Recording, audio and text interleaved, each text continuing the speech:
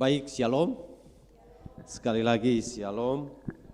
Nah, puji akan nama Tuhan, pada kesempatan yang berbahagia ini kita boleh dapat sekali lagi berkumpul dan beribadah. Dan saya rindu agar supaya ibadah yang kita laksanakan senantiasa bukanlah menjadi sebuah rutinitas kebiasaan. Saya rindu ibadah menjadi sebuah kebutuhan kita. Bahkan kalau saya bisa katakan, biarlah itu menjadi gaya hidup saya dan saudara. Nah, tentu apa yang ingin saya sampaikan pada bagian yang terkait dengan kebenaran firman Allah jadi lanjutan saudara. Lanjutan dari khotbah kemarin hidup yang berkualitas. Tapi hari ini saya ingin lebih cenderung bicara tentang penyebab utama seseorang tidak berkualitas. Penyebab utama seseorang tidak berkualitas. Pertanyaan ini menjadi sebuah pernyataan atau kemudian saya bisa ingin sampaikan bahwa pernyataan ini menjadi sebuah pernyataan yang bisa memunculkan segudang pertanyaan. Apa saja kira-kira penyebab utama saudara? Saya membatasi penyebab hanya dua bagian.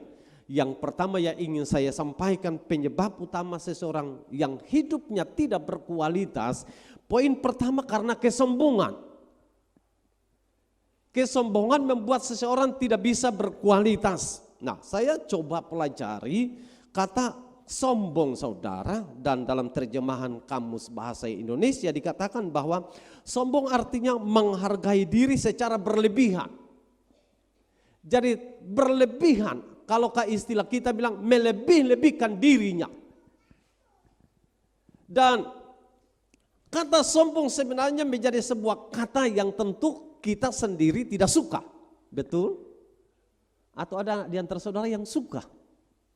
Ketika saudara melihat, bahkan mungkin kita tidak sadar, kita berperilaku karena ada istilah yang tadi saya sampaikan atau kalimat yang mengatakan bahwa kata sombong berarti menghargai diri secara berlebihan atau melebih-lebihkan diri ini.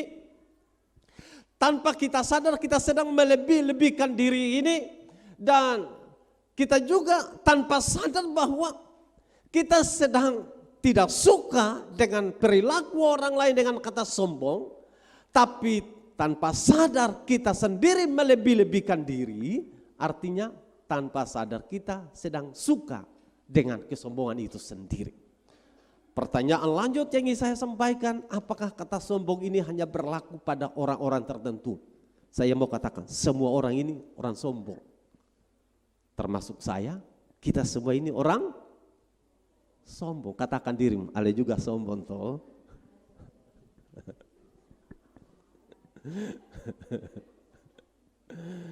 Jadi semua kita ini adalah orang-orang sombong. Nah, apa ciri saudara, ciri orang-orang sombong itu? Yang pertama, kita ini merasa diri spesial. Betulkah benar? Kadang kala kita sendiri di depan cermin dan mengatakan, yang paling cantik cuma beta, yang lain lewat. Yang paling tampan cuma beta, yang lain seng. Kita merasa diri spesial. Bahkan kalau dalam rumah, kita mau orang tua, contoh kita anak-anak, kita mau orang tua itu menempatkan kita ini lebih spesial dari saudara-saudara yang lain. Yusuf bersama dengan saudara-saudaranya, mereka menjadi iri, mereka menjadi cemburu, memperlakukan Yusuf tidak dalam bentuk sebuah keadilan sebagai sebuah rumah tangga atau sebagai anak-anak, atau kita bisa mengatakan bahwa sebagai saudara bersaudara, karena mereka merasa penting untuk juga mereka itu spesial di mata ayah orang atau orang tuanya. Sekali lagi itu ciri yang pertama. Saya harap itu tidak ada pada kita semua hari ini. Hal yang kedua, ciri yang kedua itu suka meremehkan orang lain. Suka apa? Meremehkan orang lain. Contoh, seseorang angka barang seng kuat. Yah, ale badan sama badak, sama kerbau, tapi seng kuat angka barang. Nah, kita meremehkan orang lain tanpa sadar kita sedang ada pada ciri ini. Orang sombong. Ciri yang kedua yang ingin saya sampaikan bahwa selalu ingin dipuji. Nah, ini bagian menjadi secara alami ini kadangkala menjadi tuntutan kita, saudara. Siapa di antara kita yang tidak suka dipuji? Bahkan orang punya gaya hidup selalu ingin dipuji. Kalau tidak dipuji, ada orang tertentu yang kalau tidak dipuji tidak dikasih makan. Kalau dipuji apa saja yang ada di meja makan silakan. Kalau ada orang yang tidak dipuji, uang tidak bisa keluar dari dompetnya. Tapi kalau dipuji, uang keluar langsung. Kalau ada orang yang tidak dipuji, dia tidak kesenyum. Tapi kalau dipuji, senyum lebar. Betul ke benar? Saya harap benar dan betul. Kalau tidak dipuji, dia tidak bersemangat. Kalau dipuji, rasa-rasa dia mau terbang saja. Pertanyaannya, apakah ini cuma orang tertentu? Saya mau katakan, semua kita ingin dipuji. Hanya, saya ingin mengatakan hanya. Kadang-kala kita salah menempatkan diri saja. Semua orang ingin dipuji. Tapi saya mau ingin mengatakan bahwa justru juga ini menjadi kebutuhan. Hanya kita kadang-kala salah menempatkan.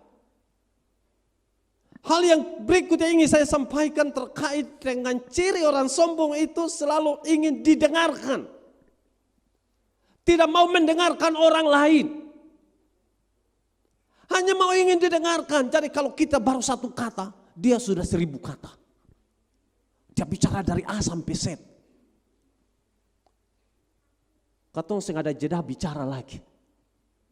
Hanya mau dia yang berbicara. Ibarat hari ini saudara dengar beta nih. Tapi saya rindu saudara mau bicara, saya mau dengar. Karenanya saya kadang-kala ingin agar supaya ada respon saudara, ada kata amin, ada puji Tuhan, ada reaksi saudara. Supaya tidak terkesan cuma saya sendiri bicara saudara sama bisu saja.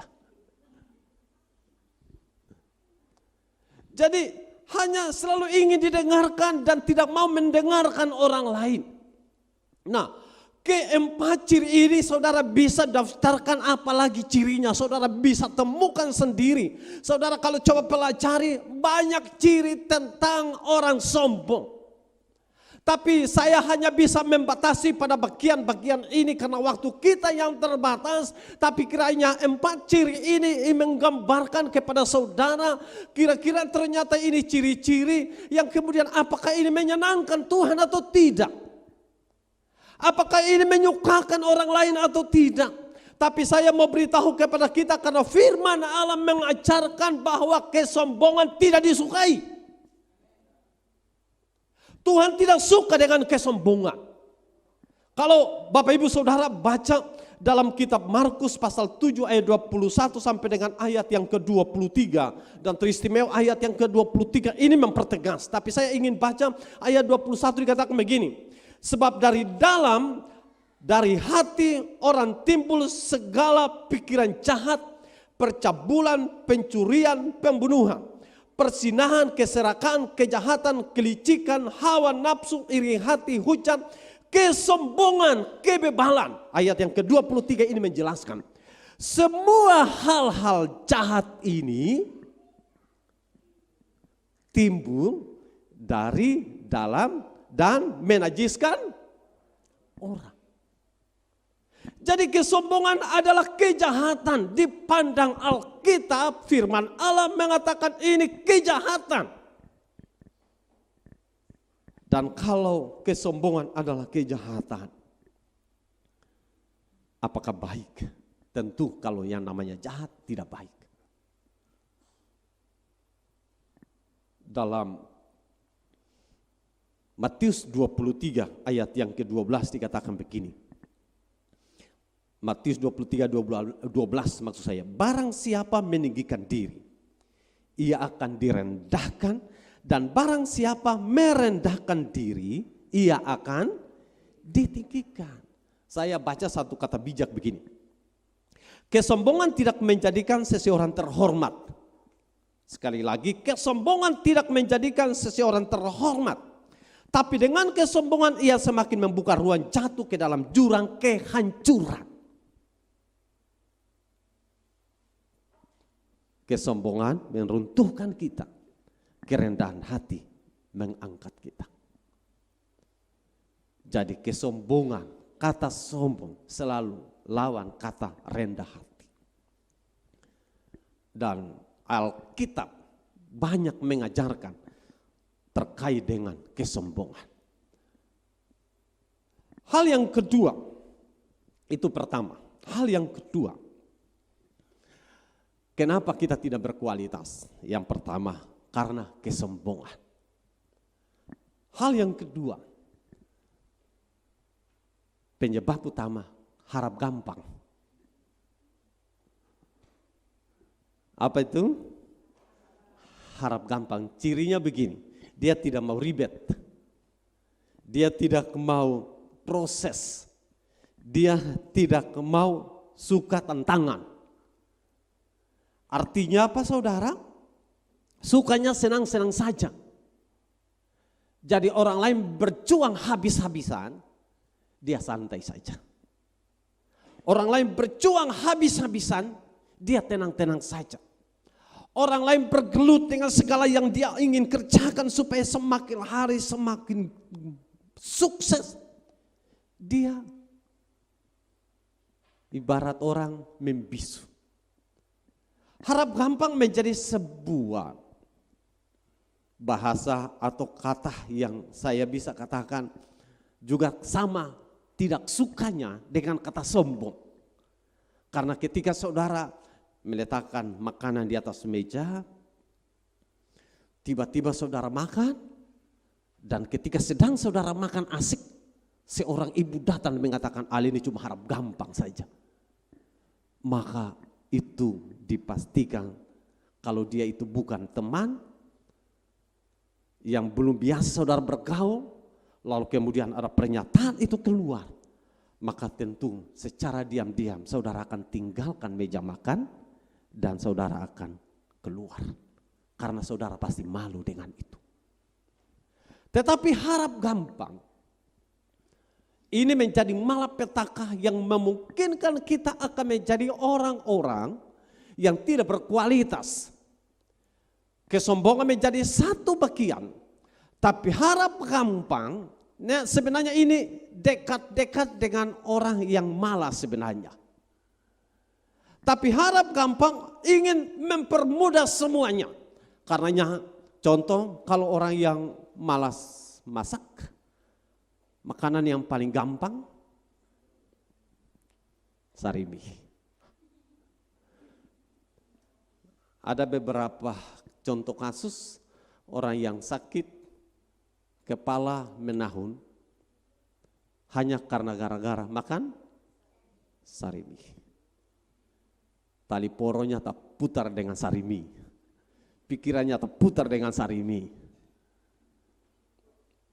Makanan yang gampang, kalau dalam keadaan tertentu, ya menurut saya toleransi, tapi kalau sarimi menjadi gaya hidup saudara untuk menjadikan pola makan yang menurut saudara itu sangat bergizi, bagi saya perlu kita koreksi dulu.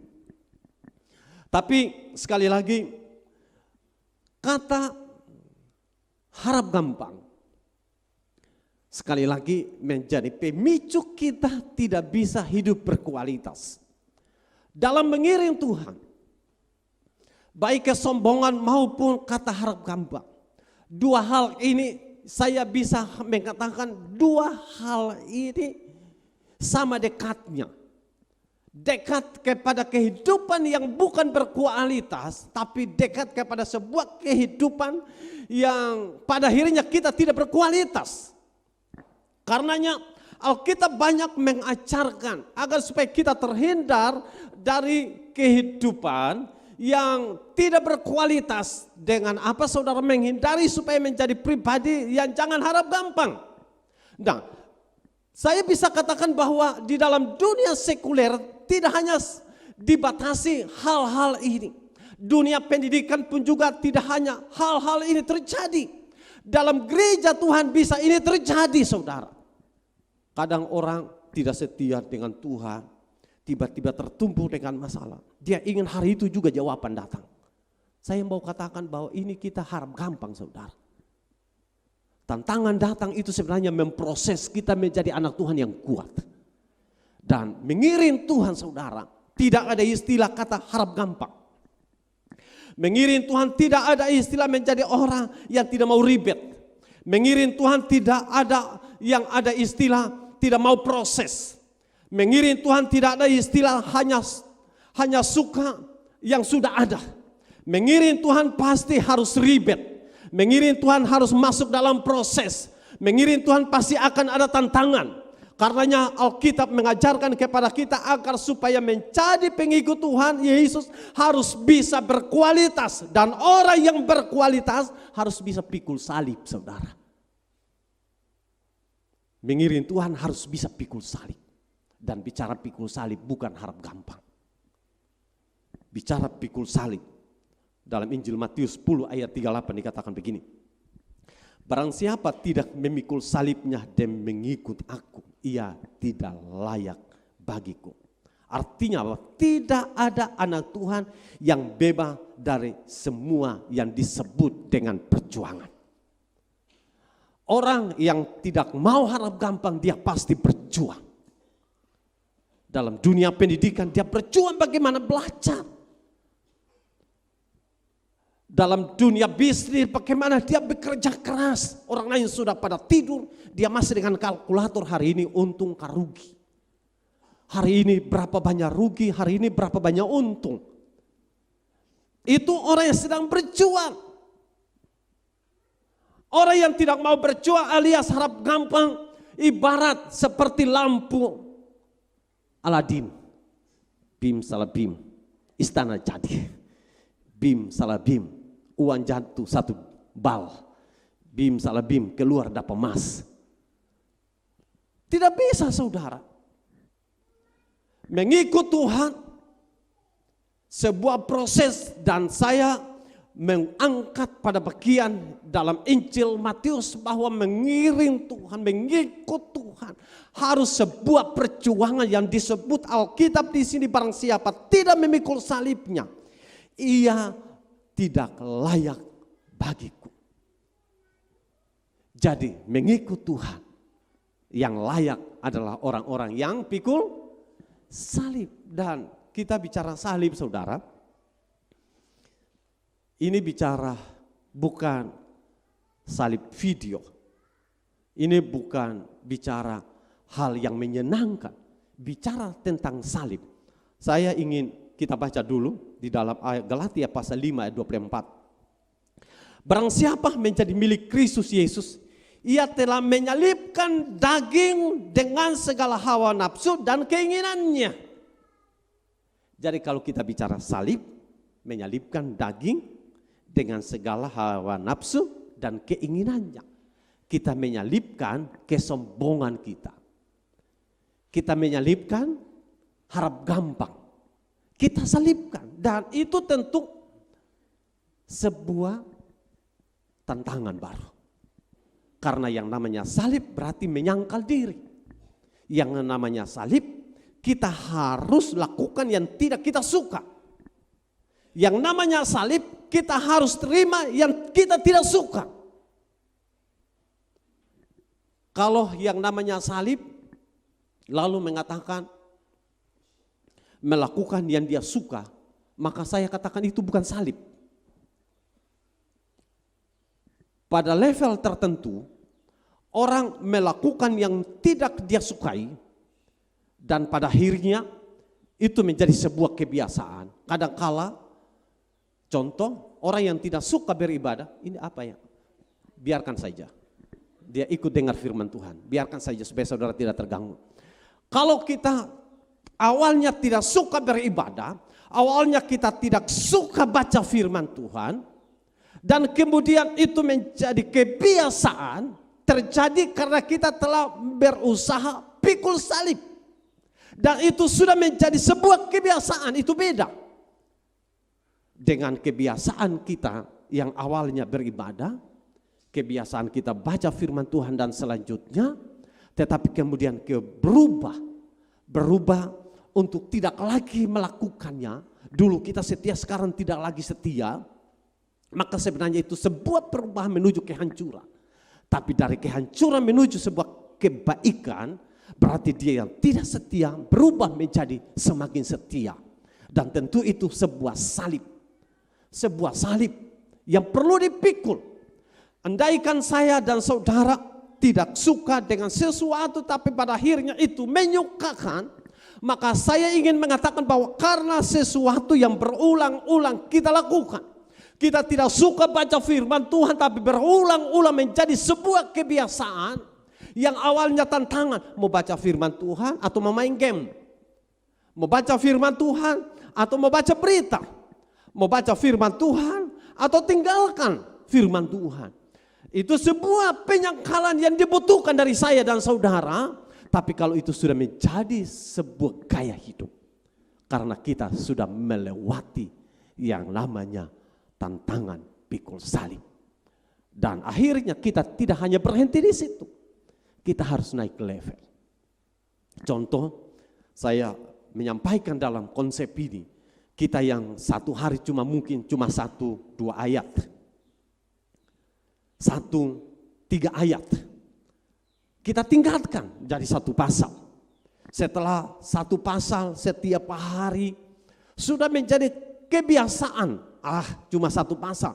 Kita tingkatkan 2 pasal. 2 pasal menjadi sebuah gaya hidup dan itu sudah biasa. Kita tinggalkan 3 pasal. Dan kemudian terus naik. Sekali lagi itu sebuah proses yang tidak mudah. Tapi orang yang ikut Kristus harus bisa melakukan penyangkalan diri. Banyak hal kalau kemudian dalam kitab Galatia menjelaskan berkaitan dengan soal kedagingan, berkaitan dengan soal nafsu, berkaitan dengan keinginan. Kita bicara bagian-bagian ini terlalu banyak rangkuman makna yang perlu kita kemudian cermati dengan baik. Kehidupan saya dan saudara, kita kadang ingin melakukan yang baik, tapi justru yang jahat yang selalu kita buat. Kadang-kala kita ingin melakukan sesuatu yang terbaik, tapi justru yang keluar yang kita lakukan adalah yang jahat. Nah, hidup saya dan saudara butuh penyangkalan sehingga yang kita selalu ingin buat yang terbaik bukan yang jahat. Kita selalu ingin lakukan agar supaya yang terbaik di pemandangan Tuhan.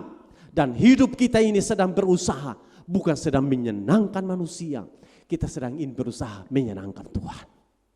Dan orang yang selalu berusaha menyenangkan Tuhan, dia berusaha pikul salib.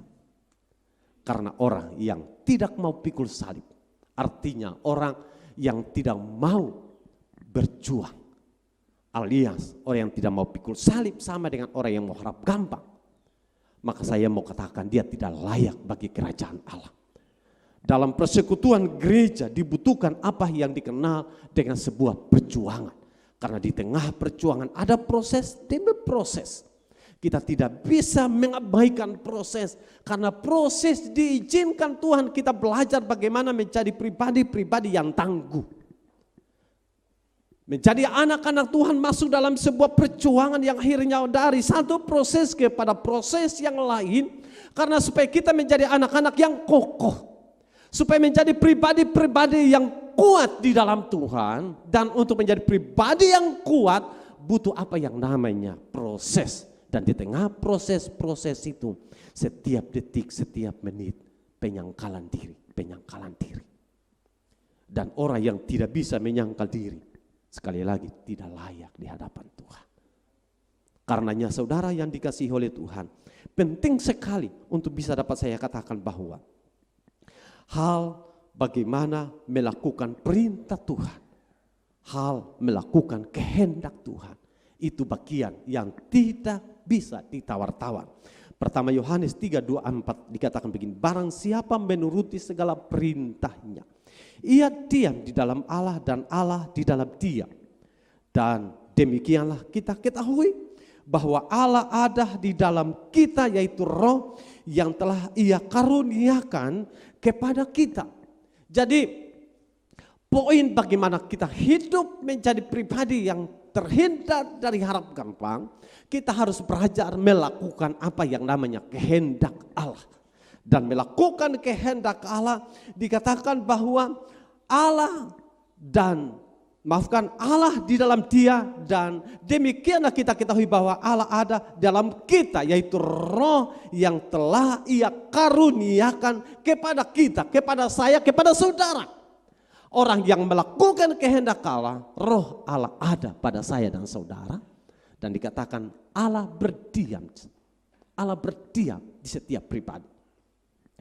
Dalam pertama Yohanes 2 ayat 4 dikatakan barang siapa berkata aku mengenal dia tetapi ia tidak menuruti perintahnya, ia adalah seorang pendusta. Kita baca ayat ini bersama-sama. 2, 3.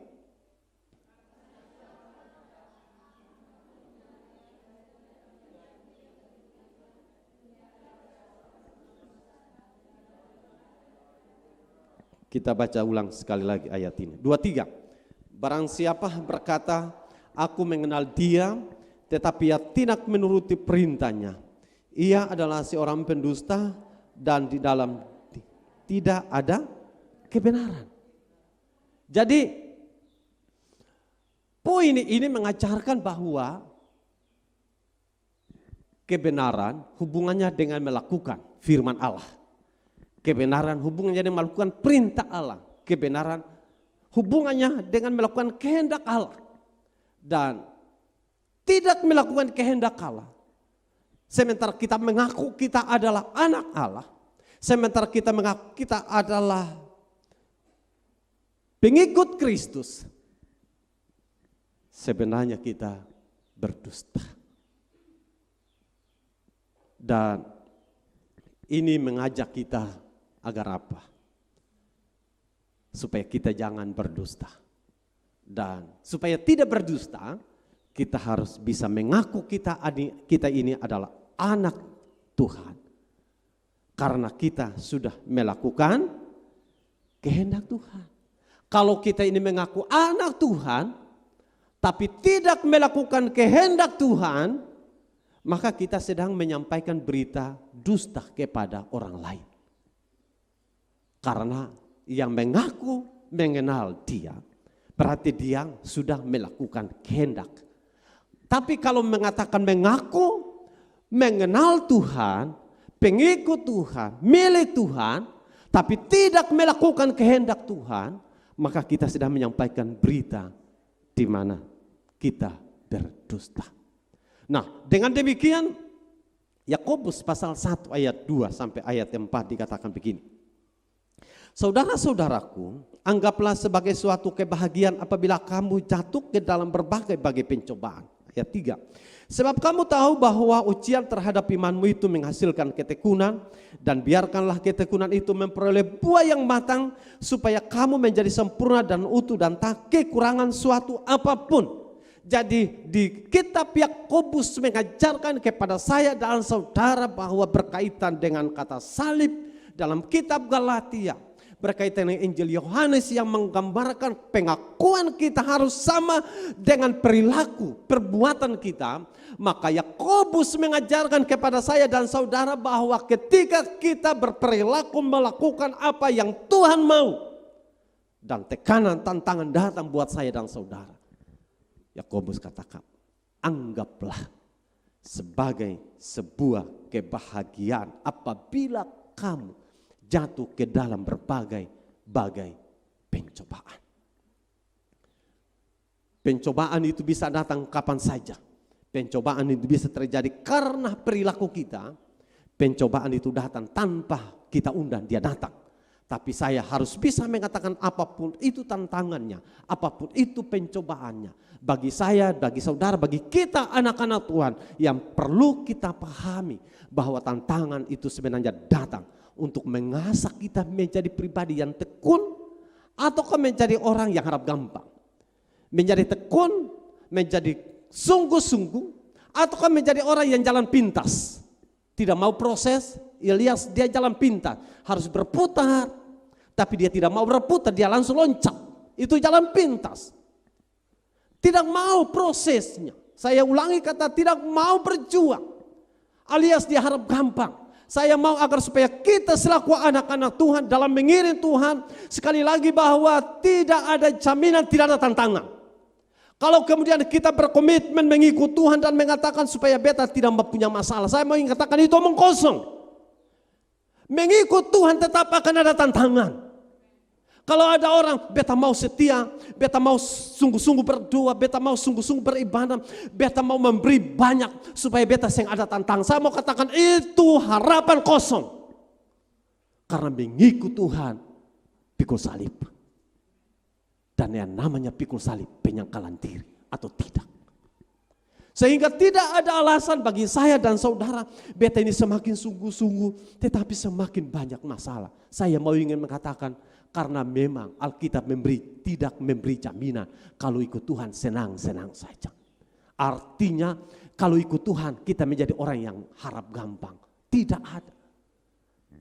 Karena saya ingin agar supaya jangan kemudian kita mengatakan karena kita mengiring Tuhan, maka kita tidak boleh ada tekanan. Karena mengiring Tuhan tidak ada persoalan. Saya ingatkan kembali, mengiring Tuhan yang kita letakkan adalah tantangan. Mengiring Tuhan yang kita letakkan adalah pergumulan. Mengiring Tuhan yang kita letakkan adalah persoalan. Mengiring Tuhan yang kita letakkan adalah kesulitan. Tentu saya bisa mengatakan juga bahwa Tuhan memberi jaminan, Tuhan menolong kita. Tuhan memberi jaminan, Tuhan mengangkat kita. Tuhan memberi jaminan, Tuhan menghibur kita. Tuhan juga memberi jaminan, Tuhan akan memberi sukacita. Tuhan juga memberi jaminan, Dia akan melindungi kita. Tapi bicara tentang senang-senang saja alias harap gampang, sebuah bim salah bim, semua jadi, itu tidak ada dalam kamus kehidupan anak Tuhan. Karenanya dalam dunia pendidikan, di dalam dunia pekerjaan, dalam dunia bisnis, tidak ada harap gampang saudara. Selalu apa yang namanya perjuangan. Yang tidak belajar pasti dapat nilainya di bawah dari orang yang belajar. Kecuali kalau macam dulu, Caboci karena pilihan ganda, tidak baca, tutup mata langsung A, oh ya A, B, oh ternyata C, oh C. Itu bim salah bim, harap gampang. Jadi tidak belajar. Tapi sekali lagi, pembuktiannya nanti terjadi sekali waktu. Pembuktiannya sekali waktu. Bukan di meja ujian. Sekali waktu akan pembuktiannya. Benar tidak saudara berkualitas. Dan saya rindu kita menjadi pribadi, menjadi anak-anak Tuhan yang berkualitas. Jangan pernah menjadi orang sombong. Karena sombong membuka ruang kehancuran.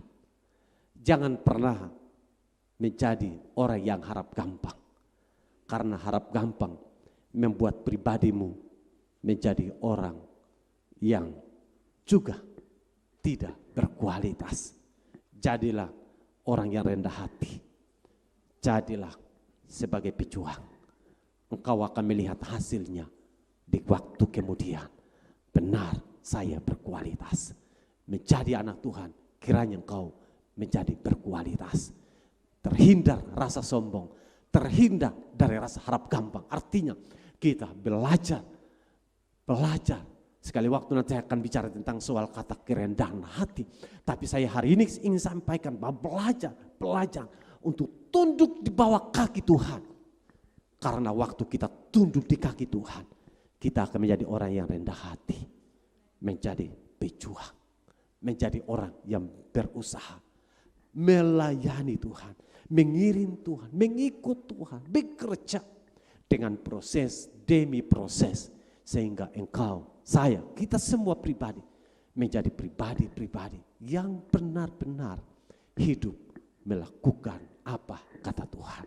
Tuhan Yesus memberkati kita lewat kebenaran firman Tuhan pada siang hari ini. Tuhan Yesus memberkati.